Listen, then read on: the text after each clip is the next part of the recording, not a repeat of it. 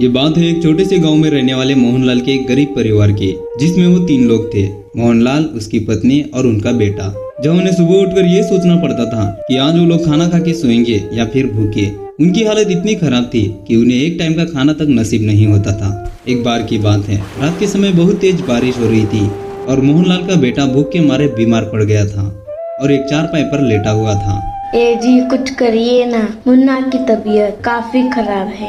हाँ, मैं कल ही कुछ पैसे जमा करके लाता हूँ, ठीक है।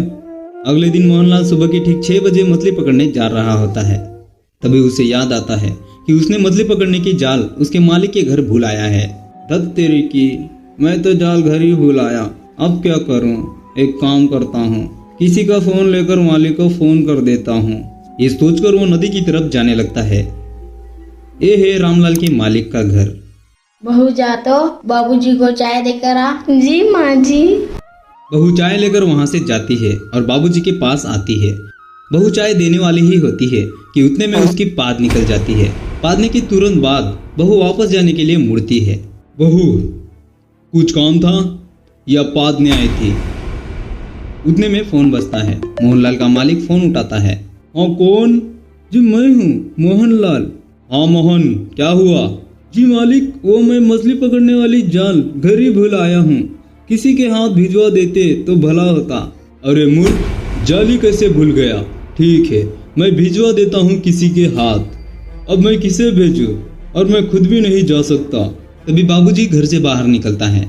यहाँ पप्पू और एक आदमी दोनों आपस में बातचीत कर रहे होते हैं। यार, मुझे एक ऐसी लड़की चाहिए जो खूबसूरत हो, बहुत इंटेलिजेंट हो और बहुत अच्छी कुक भी हो। तू तो बिल्कुल पिज्जा ही मांग रहा है। पिज्जा कैसे हुई? उनकी बातें चल रही होती है कि वहाँ पर बाबूजी आते हैं। अरे पप्पू बेटा, जा तो जरा मोहनलाल को मछली पकड़ने की जाल देकर आ। जी बाबूजी। थोड़ी देर बाद पप्पू जाल लेकर घर से निकल जाता है। यहाँ रामलाल नदी के किनारे बैठा होता है। जान तो आज आने से रही, लगता है मुझे ही कुछ करना पड़ेगा। मोहनलाल वहाँ से उठकर जाने लगता है। मोहनलाल जा रहा होता है कि तभी वहाँ पर पप्पू आता है और मोहनलाल को जाल देकर जाता है। यह मोहनलाल का बेटा अब नींद से जाग चुका है। माँ, ओ माँ। वहाँ उसकी माँ आती है। बोलो बेटा, तू ठीक तो है ना? पिताजी कहाँ है माँ? वो शाम को आएंगे बेटा। माँ, मुझे भूख लग रही है माँ, कुछ खाने को बना दो माँ, मेरा पेट भूख से जल रहा है। ठीक है बेटा, मैं जाकर तेरे लिए भात लेकर आती हूँ। मोहनलाल की बीवी वहाँ से जाने लगती है और घर के बाहर आकर बैठती है।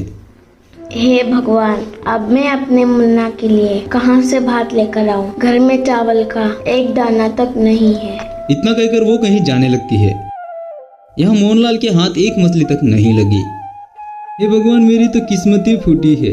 यहाँ एक मछली तक हाथ नहीं लग रही और वहाँ मेरा मुन्ना भूख से तड़प रहा है। तभी मोहनलाल देखता है कि एक आदमी मछली से भरी बाल्टी लेकर जा रहा है। कमाल है, एक मैं हूँ जिसे एक मछली तक नहीं मिली और एक वो आदमी है जो मछली की बाल्टी भरकर ले जा रहा है। तभी वो आदमी खाली बाल्टी लेकर वापस भी आता है। ठीक है, अब मैं भी सही तरीके से मछली पकड़ता हूँ। मोहनलाल अब मछली पकड़ने लग जाता है। अब यहाँ मोहनलाल की पत्नी मालिक के घर आती है। मालिक, मालिक। मालिक वहाँ आता है। बोलो लीला जी, कैसे आना हुआ? जी, वो मेरा मुन्ना 3 दिन से कुछ खाया नहीं है और भूख से तड़प रहा है। तो क्या चाहती हो? हम इसमें क्या कर सकते हैं? जी कुछ नहीं मालिक, थोड़ा सा भात मिल जाता तो बहुत अच्छा होता। उतने में वहाँ मालकिन आती है। क्या बोला तुमने? भात चाहिए? निकल यहाँ से मनुष्य। एक तो तेरा पति 4 दिन से मछली नहीं पकड़ा है और तुझे भात चाहिए? जरा चुप हो जाओ भाग्यवान, वो एक तो पहले से ही दुखी है, अब उसे तुम और ज्यादा दुखी मत करो। क्या अब आपको बहुत दया आ रही है उस पे? जी रहने भी दो मालिक, अब आप लोग मेरे लिए लड़िए मत। इतना बोलकर मोहनलाल की पत्नी वहाँ से जाने लगती है और गणेश जी के मंदिर आती है और वहाँ पर प्रार्थना करने लगती है। फिर कुछ देर बाद वहां से वो भगवान का प्रसाद लेकर जाने लगती है और अपने घर आती है। वो देखती है कि उसका मुन्ना 4 पैसे नीचे गिरा होता है। तभी वो अपने मुन्ना को उठाती है। बेटा तू ठीक तो है ना? देख मैं तेरे लिए भात लेकर आई हूँ। बेटा कुछ नहीं बोलता। रुक जरा, मैं तुझे भात परोस देती हूँ। मोहनलाल की पत्नी अपने मुन्ने को भात खिलाने लग जाती है। यहाँ मोहनलाल करीब 1 बाल्टी भरकर मछली पकड़ लिया होता है। अब वो थोड़ा खुश लग रहा होता है। अब मैं जाता हूँ यहाँ से, मालिक को मछली देकर कुछ पैसे लेकर अपने मुन्ना के लिए बाजार से कुछ फल लेकर जाता हूँ। मोहनलाल वहाँ से जाने लगता है। वो जा रहा होता है कि उसे एक आदमी मिलता है। अरे भाई साहब, इतनी सारी मछली लेकर कहाँ जा रहे हो? ये मैं अपने मालिक को देने जा रहा हूँ। अच्छा, तो कितने पैसे देता है तुम्हें तुम्हारे मालिक?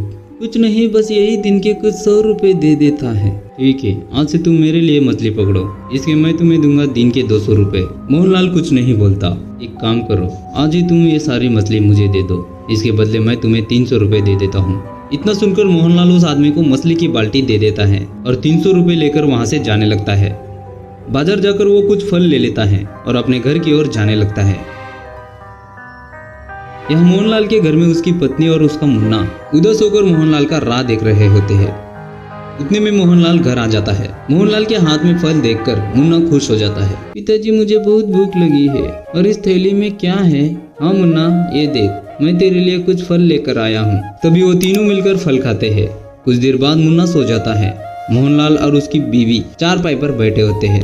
जी आपको पता है, आज जब मैं मालिक के यहाँ मुन्ना के लिए भात लेने गई थी तो मोहनलाल की पत्नी मोहनलाल को उसके साथ बीती सारी बातें बताती है।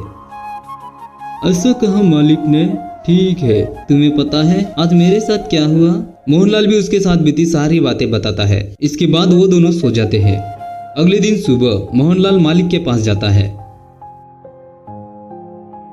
मालिक, ओ मालिक। उतने में मालिक घर से बाहर आता है।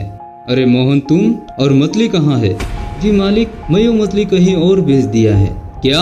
हाँ मालिक, और मैं आज से आपके पास कोई काम नहीं करूँगा, ठीक है? पर क्यों भाई, ऐसा क्या हुआ जो तुम अचानक से काम छोड़ रहे हो?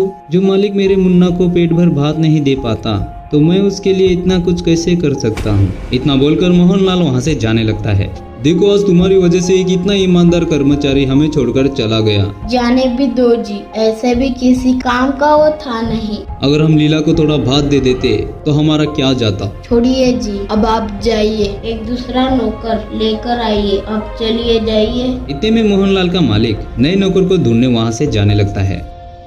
वो थोड़ी देर चलते हैं कि उसे मोहनलाल की पत्नी और उसका बेटा मिलते हैं। अरे लीला, तुम इसे लेकर कहाँ जा रही हो? जी मैं वो अपने पति के नए काम को देखने जा रही हूँ। नया काम? कौन सा नया काम? मोहनलाल की पत्नी मालिक को मोहनलाल के काम के बारे में बताती है और वहाँ से जाने लगती है। एक और नया काम, मैं अब तुरंत जाकर देखता हूँ। यह मोहनलाल अब 2 बाल्टियां भरकर मछलियां पकड़ चुका होता है। तभी वहाँ पर मोहनलाल की पत्नी और मुन्ना आते हैं। वाह पिताजी, आपने तो काफी सारी मछलियां पकड़ी है। अब मुझे हर रोज पेट भर खाना मिलेगा।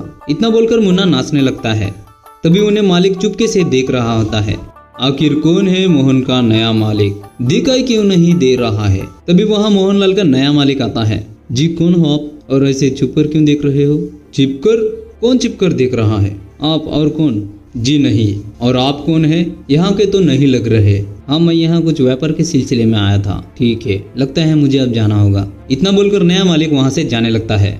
मुझे लगता है यही मोहन का नया मालिक है। रात हो जाती है। मोहनलाल और उसकी बीवी और उनका मुन्ना खाना खा रहे होते हैं। कुछ देर बाद मुन्ना सो जाता है। मोहनलाल और उसकी बीवी चारपाई पर बैठे होते हैं। ए जी, आज मुन्ना भरपेट खाना खाया है और अब वो बहुत खुश है। और मैं इसी तरह मेहनत करूँगा और अपने मुन्ने को किसी भी तरह की कोई तकलीफ होने नहीं दूंगा। ठीक है, अब चलो सो जाओ। वो दोनों भी सो जाते हैं और बारिश शुरू हो जाती है। दोस्तों, एक वो दिन था जब रात के समय बारिश हो रही थी और मोहनलाल के घर में खाने को एक दाना तक नहीं था। और आज का दिन मोहनलाल का परिवार भरपेट खाना खाया और अब वो बहुत खुश है। उम्मीद है कि हमेशा ऐसे ही खुश रहे। और हाँ, आप भी हमेशा खुश रहिए और चैनल को सब्सक्राइब करके हमें भी खुश रखिए।